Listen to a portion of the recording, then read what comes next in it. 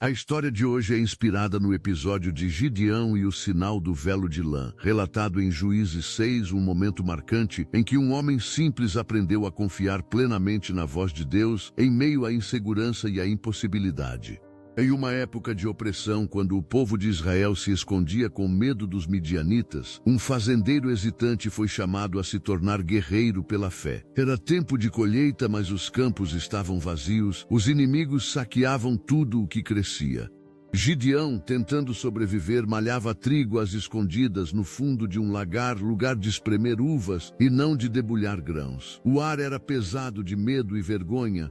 Ele ouvia relatos de como seus antepassados haviam atravessado mares e desertos guiados por Deus e se perguntava se aquele mesmo Deus ainda se importava. Foi então que um mensageiro celestial o encontrou. "Homem valente", disse o anjo, aparecendo à sombra do carvalho de Ofra.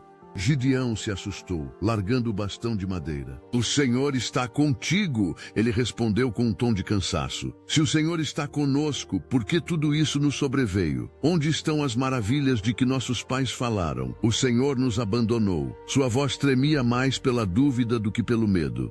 Mas a resposta veio firme. "Vai nesta tua força e livrarás Israel das mãos dos midianitas. Porventura não te enviei eu?" Gideão abaixou a cabeça confuso. "Eu? Minha família é a menor de Manassés, e eu sou o menor da casa do meu pai." O anjo apenas repetiu serenamente: "Eu estarei contigo." Nos dias que se seguiram, a inquietude consumiu o coração de Gideão. Ele sabia o que vira, mas ainda duvidava. À noite, quando o vento frio soprava pelas colinas, orava em silêncio pedindo um sinal. "Senhor, se realmente queres usar-me para libertar Israel, mostra-me de alguma forma." Então colocou um velo de lã no chão do terreiro.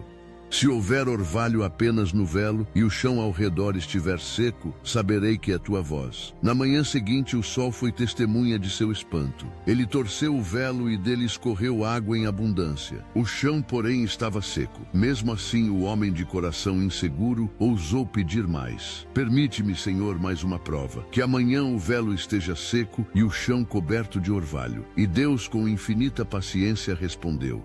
No dia seguinte, o velo estava seco como poeira, mas o solo resplandecia de gotas como diamantes ao nascer do dia. Gideão caiu de joelhos e compreendeu. O Deus de seus pais ainda ouvia e agia. A partir daquele dia, o medo foi substituído por missão. Reuniu os homens da região, chamou trombeteiros e formou um exército. Mas Deus reduziu aquele grupo, de milhares a apenas 300, para que ficasse claro que a vitória não viria da força humana. Essa foi a maior das provas. Gideão olhava para os poucos companheiros reunidos perto do vale dos midianitas e perguntava a si mesmo se não estava sendo levado à ruína. Mas uma voz interior o lembrava do velo e do orvalho, da paciência e do cuidado divino. Naquela noite decisiva, Deus o encorajou mais uma vez. "Se temes, desce ao acampamento inimigo e ouve o que dizem." Gideão foi silencioso como a sombra. Escutou 2 soldados midianitas conversando. Um deles contou um sonho. Um pão de cevada rolava entre as tendas e derrubava tudo. O outro replicou: "Isso é a espada de Gideão, o israelita. Deus entregou a nós em suas mãos." Ao ouvir isso, Gideão curvou-se em adoração. As dúvidas se desfizeram como neblina. De volta ao acampamento israelita, proclamou com voz firme aos 300: "Levantem-se! O Senhor entregou o inimigo em nossas mãos." Dividiu-os em 3 grupos, colocou trombetas e cântaros em suas mãos, e ao seu sinal quebraram os vasos e bradaram: "Pela espada do Senhor e de Gideão." O som ecoou pelos vales, e os midianitas, tomados de pavor, voltaram-se uns contra os outros. Na confusão, Israel venceu sem empunhar ferro, mas pela fé e pela obediência. Depois da vitória, Gideão não se envaideceu. Sabia que fora instrumento. Quando o povo tentou fazê-lo rei, respondeu: "O Senhor reinará sobre vós." Sua humildade foi o selo de sua grandeza. Viveu o restante dos dias lembrando-se daquele velo, símbolo da paciência divina e da força que emana da fraqueza quando o coração confia. A história de Gideão fala aos que se sentem pequenos demais diante dos desafios. Quantos de nós, em meio às responsabilidades, medos ou momentos de solidão, questionamos se Deus ainda se importa? Gideão também questionou. O Senhor não o repreendeu por isso.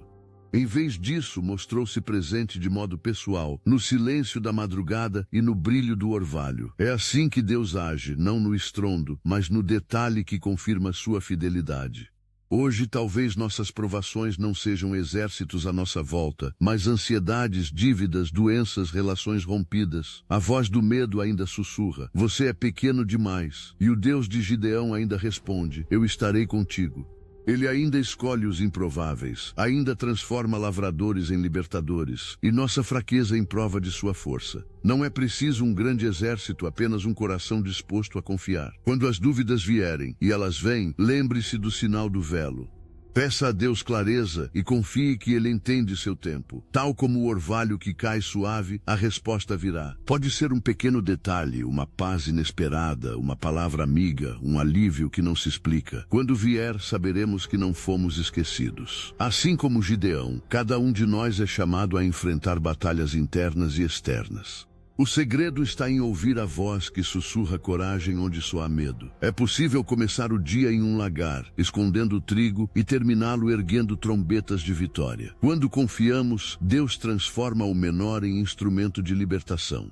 Se esta história falou ao seu coração, lembre-se de compartilhá-la para inspirar outros. Curta e compartilhe para que mais pessoas descubram que, mesmo nas dúvidas, há sempre um Deus disposto a responder com amor e fé.